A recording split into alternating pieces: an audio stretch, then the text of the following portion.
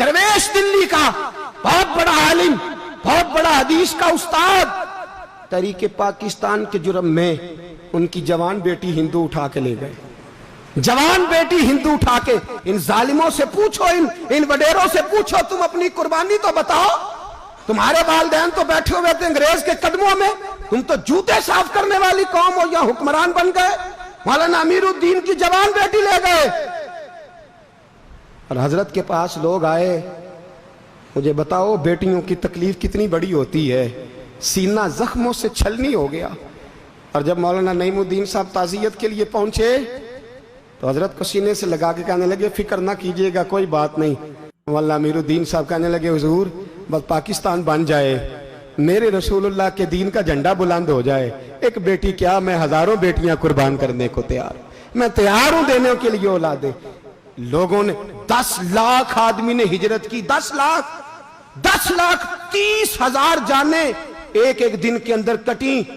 लोगों के खूनों के ऊपर बना हुआ ये मुल्क, और इसके अंदर कभी कोई गद्दार आके बैठ जाता है, कभी कोई मक्कार आके बैठ जाता है, कभी कोई अय्याश आके बैठ जाता है, कभी बच्चे कत्ल होते हैं, कभी बच्चियों की इज्जतें लुटती हैं, कहीं 71 जनाजे इकट्ठे होते हैं। जालिमों को शर्म तक नहीं आती।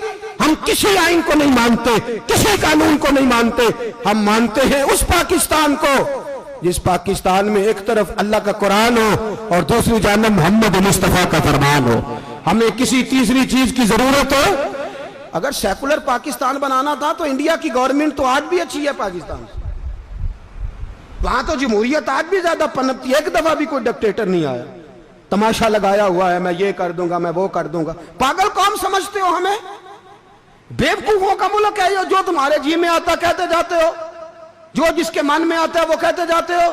सुनो, इस्लाम किस तरह की खिलाफत चाहता है। अमीरुल मोमिनीन खलीफतुल मुस्लिमीन हजरत उमर फारूक। सुनो हुकूमत किसको कहते। हजरत उमर गुजर रहे, फजर की नमाज के बाद 2 गलियां रह गई हैं, आज पूरा नहीं हो सका आपका दौरा, जो रात को नकाब पहन के 2 गलियां रह गई, तो नकाब ओढ़ के ही फजर के बाद निकल गए। एक छप्पर है छोटा सा, एक कुटिया है, झोंपड़ी, बूढ़ी अम्मा बैठी है।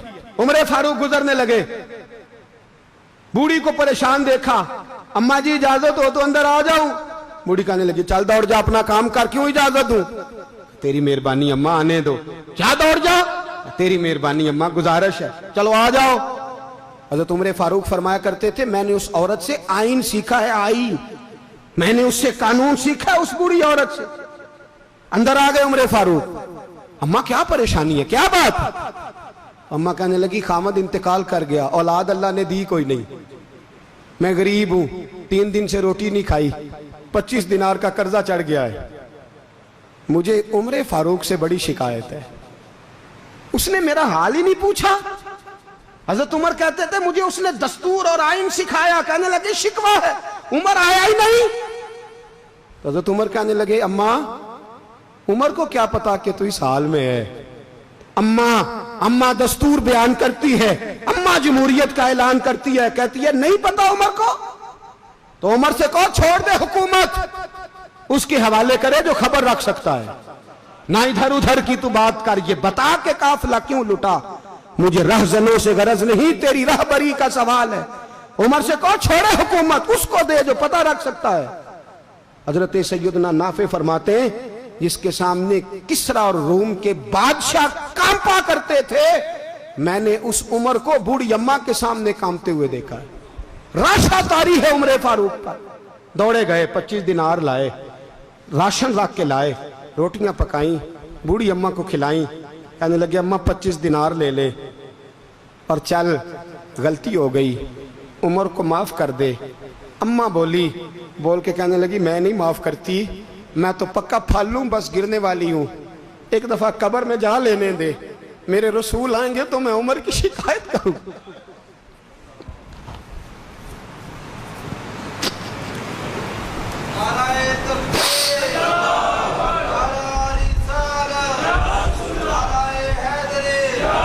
फरमाया मैं शिकायत करूंगी महबूब पाक से और अर्ज करूंगी, हुजूर इससे पूछ, इसको निगरान बनाया गया, इसने मुझ बेवा और लवारस की खबर ही नहीं ली।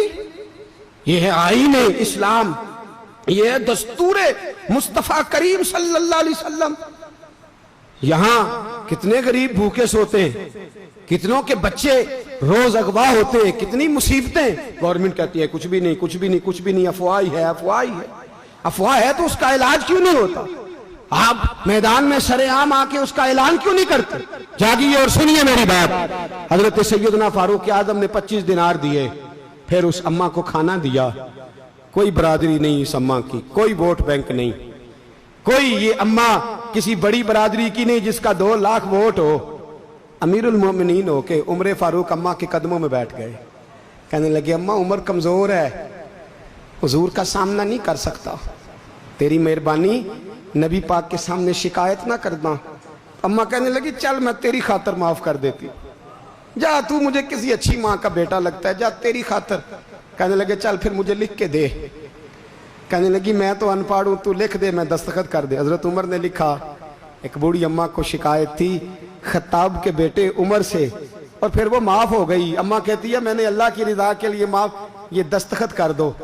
اماں کے آگے کیا تو حضرت علی آ گئے، حضرت عبداللہ ابن مسعود آ گئے، کہنے لگے عمر یہاں پھر رہے ہو، میں سارے مدینے میں ڈھونڈ رہا تھا۔ اماں اٹھ کے کھڑی ہو گئی، ہائے میں مر گئی، یہ عمر تھا، یہ میں نے کیا کیا؟ حضرت عمر کہنے لگے اماں نہ، اپنے وعدے پہ قائم رہ، تو نے جو کہا تھا اس پہ قائم رہ۔ ہمیں تو بتایا گیا تھا یہ والا نظام پاکستان میں آئے گا، یہ کہا تھا قائد اعظم نے، یہ رنگ ملے گا تمہیں۔ کہا ماں تو وعدے پہ قائم رہ، لکھ کے دے۔ لکھا، اماں نے سائن کیے، پھر حضرت علی سے کہنے لگے بطور گواہ آپ بھی سائن کر دو۔ پھر عبداللہ ابن مسعود سے کہنے لگے آپ بھی سائن کر دو۔ سائن ہو گئے تو جناب عمر نے رکا لپیٹا، حضرت علی کو کہنے لگے علی تو میرا دوست ہے، میری صبحوں اور شاموں سے واقف ہے، علی تو میرا رازدار ہے یار، مجھے یقین ہے کہ میں تجھ سے پہلے مر جاؤں گا، جب عمر کا انتقال ہو جائے تو یہ رکا میرے کفن میں رکھ دینا، یہ رکھنا میرے کفن میں۔ علی کہنے لگے پھر کیا ہوگا؟ پر میں جب نبی پاک میری قبر میں آ کے پوچھیں گے نا بتا تو حکمران تھا کیا کر کے آیا ہے، تو فرمایا میں رکا نکال کے عرض کروں گا سونے ایک اماں ناراض تھی میں اسے بھی راضی کر کے آیا ہوں، حضور میں راضی کر کے آؤں، یہ یا رسول اللہ میں لکھا